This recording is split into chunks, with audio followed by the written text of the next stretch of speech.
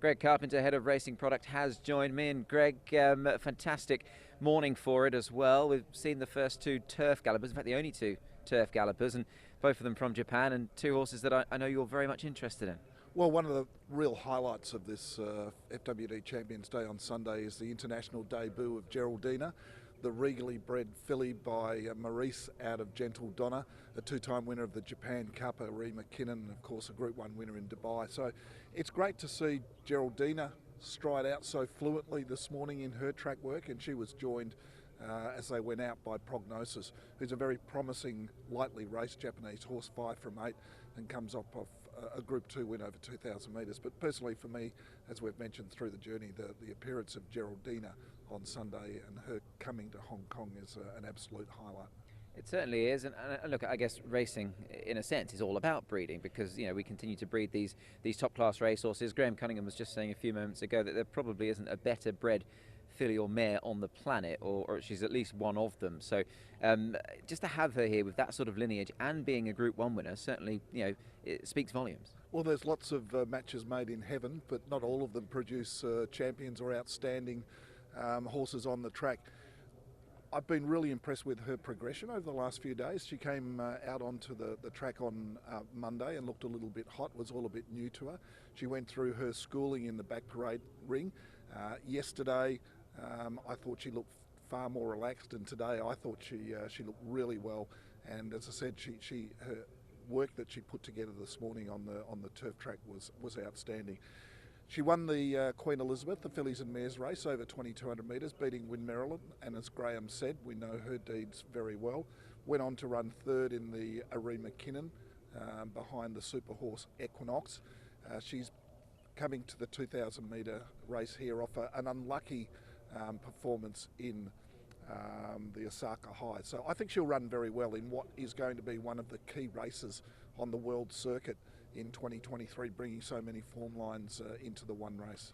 If we may, Greg, just break away from the Japanese for a second. We've got Aegon and Flaming Rib on screen as well. Obviously Aegon from New Zealand, Flaming Rib, Hugo Palmer's obviously is owned by a very well-known ex-footballer who's now madly into his racing, of course, Michael Owen.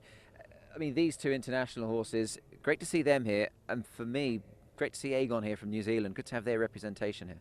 Well, let's talk about Aegon first. Andrew Forsman's been in partnership with Hall of Famer Murray Baker for many years and now branched out onto his own with Murray's retirement. Aegon was a Group 1 winner over a mile as a 3-year-old in New Zealand, won in Hobartville Stakes at Group 2 level in Sydney. He's a very consistent horse. He runs in the Ore and the Futurity just behind the place getters were very good. He's been a targeted preparation. They didn't take him to Sydney. They kept him in Melbourne, and he's gone through his paces very quietly, as he is this morning, cantering on the all-weather. I know the team are very happy with him.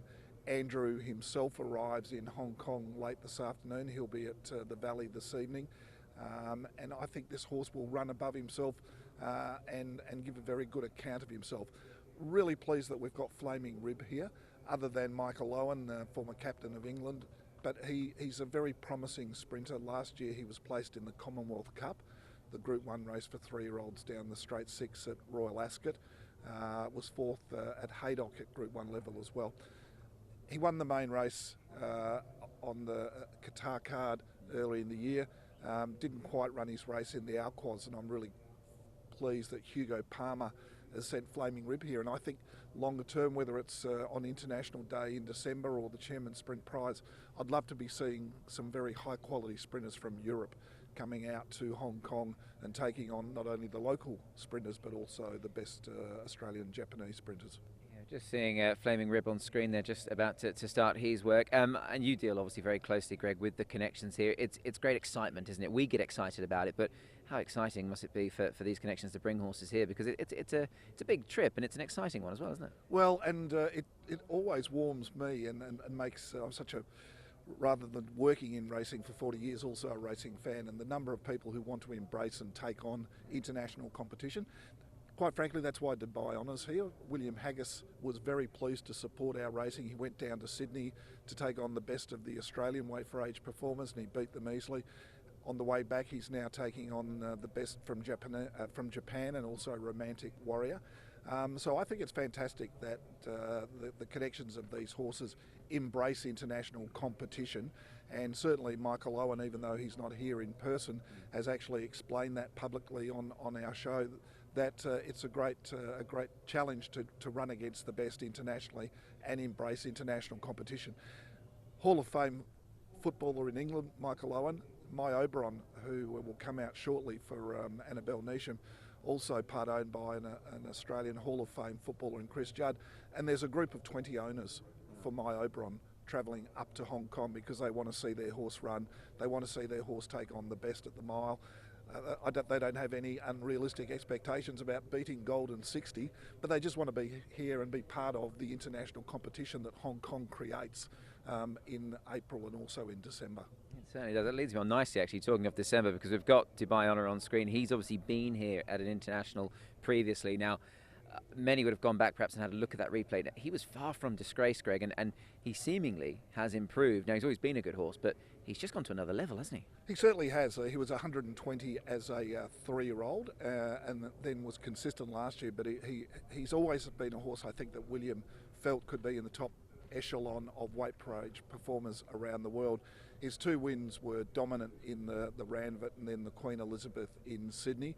A lot of hype taking on Animo, who'd been the dominant weight for age Australian horse, and Dubai Honour won both of those races very, very impressively.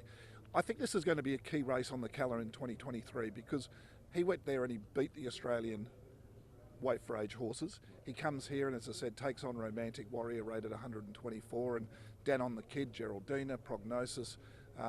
So it's bringing form lines from Japan, Australia, here in Hong Kong, and hopefully Dubai Honour runs well and then goes back to Europe. So I think this is a key contest in bringing the form lines together around the world in 2023.